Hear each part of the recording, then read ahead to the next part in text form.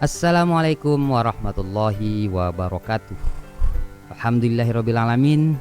Bertemu lagi dengan saya Denny Asyari dalam program khusus ya, sebagaimana program pertama yang setelah kita publis, yaitu program soal-soal agama. Soal-soal agama ini sengaja kami publikasikan dengan cara membaca apa yang telah dikaji dan dipublikasikan oleh Majelis Tarjih dan Tajdid PP Muhammadiyah melalui majalah Suara Muhammadiyah yang terbit setiap 2 minggu sekali. Dan untuk soal-soal agama pada kali ini kita akan membahas soal bagaimana hukum GoPay ya. Mungkin tahu semua tentang GoPay ya, semacam payment gateway dalam aplikasi Gojek. Dan soal ini ditanyakan oleh seseorang ya kepada Majelis Tarjih dengan pertanyaan bagaimana ya hukum dari GoPay dalam aplikasi Gojek ya menurut Tarjih Muhammadiyah. Menimbang ada beberapa pendapat ulama yang mengatakan bahwa hukum GoPay itu masuk kategori haram. Apakah betul bahwa hukum GoPay ini haram? Dan dalam kesempatan ini saya akan membacakan apa yang telah dikaji dan didalami oleh Majelis Tarjih Pimpinan Pusat Muhammadiyah dan kemudian dipublikasi melalui majalah Suara Muhammadiyah.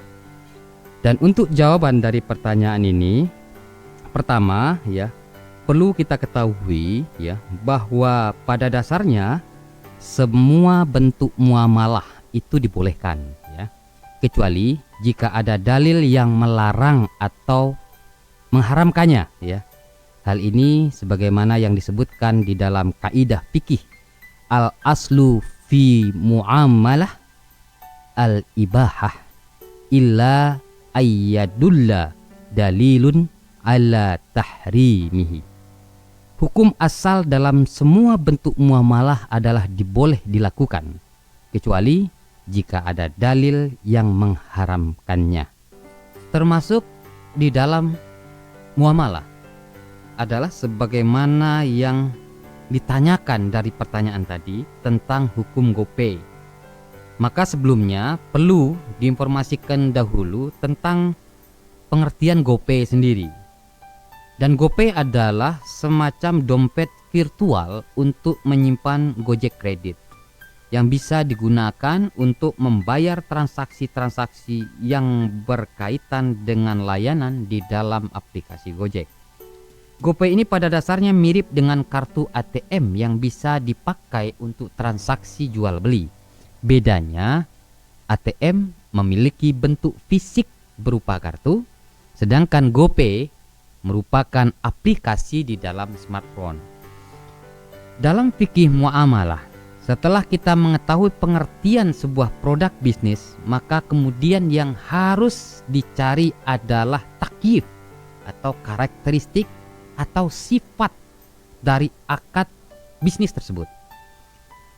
Menurut sebagian ulama yang mengharamkan GoPay, ya, keharaman GoPay itu sesungguhnya didasarkan pendapat bahwa takyif atau sifat dan karakteristik akad di dalam GoPay adalah akad utang piutang. Sehingga dalam akad ini berlaku kaidah kullu qardin jarra naf'an fahuwa riba. Setiap piutang yang mendatangkan kemanfaatan atau keuntungan tambahan adalah riba. Jadi bagi kalangan ulama yang mengharamkan penggunaan transaksi GoPay ini dengan berangkat dari takyif atau sifat akad dari GoPay yang bersifat utang piutang.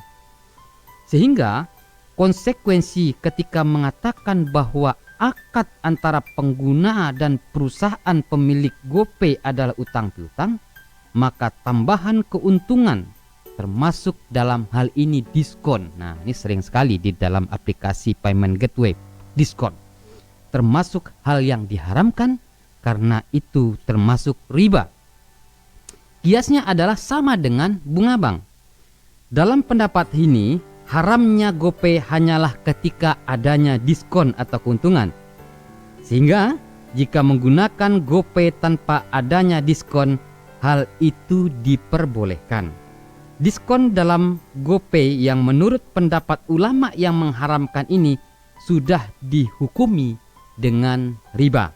Maka berlaku padanya ayat wa ahallallahul bai'a wa harramar riba. Allah telah menghalalkan jual beli dan mengharamkan riba. Al-Baqarah ayat 275. Namun demikian, skema GoPay bukan akad utang piutang, melainkan diidentifikasi dengan skema akad jual beli jasa. Nah, ini pendapat lain yang menyebutkan bahwa akad dari GoPay bukanlah skema utang piutang, tetapi lebih pada skema akad jual beli jasa. Indikasi akad jual beli jasa ini adalah pihak pelanggan mendepositkan uangnya dalam GoPay, mirip dengan deposit di e-money, dan customer bertransaksi langsung ke Gojek dengan mendepositkan sejumlah dana tertentu di GoPay untuk pembayaran atas jasa Gojek yang dimanfaatkan di kemudian hari. Oleh karena itu, substansi akadnya bukanlah utang piutang, tetapi akadnya adalah jual beli jasa. Deposit itu sebagai upah yang dibayarkan di muka. Dalam hal ini, customer tidak dianggap bermuamalah dengan bank, melainkan dengan pihak Gojek layaknya e-money. Dengan demikian, skema ijarah mausufah fi zimmah lebih tepat untuk kasus GoPay, yaitu bayaran atau fee, atau yang juga dikenal istilah ujrah yang dibayarkan di muka. Dalam ensiklopedia fikih dinyatakan, selama ijarah berupa akad muwaddah atau berbayar, maka boleh bagi penyedia jasa meminta bayaran upah sebelum memberikan layanan kepada pelanggan. Sebagaimana penjual boleh meminta uang bayaran, ya, barang yang dijual sebelum barangnya diserahkan. Jika upah sudah diserahkan, maka penyedia jasa berhak untuk memilikinya sesuai kesepakatan, tanpa harus menunggu layanannya diberikan. Ini seperti akad salam, hanya saja objek transaksi akad salam adalah barang. Konsumen membeli barang, uangnya dibayar tunai di depan, namun barangnya datang kemudian. Seperti juga halnya e-tol atau e-money untuk pembayaran beberapa layanan yang disediakan oleh penyelenggara aplikasi. Akadnya adalah jual beli dengan uang dibayarkan di depan, sementara manfaat atau layanan baru didapatkan menyusul kemudian. Pemilik barang secara prinsip berhak menentukan harga dan berhak pula memberikan diskon bagi konsumen yang membeli dengan pembayaran cash di muka sebelum barang diserahkan. Jika hal ini berlaku pada barang, tentu berlaku pula pada jasa seperti GoPay tadi. Sehingga boleh bagi konsumen yang memiliki GoPay memperoleh diskon dari pihak penyedia aplikasi. Dengan demikian, hukum bertransaksi menggunakan GoPay dalam aplikasi Gojek adalah mubah dan boleh. Demikian para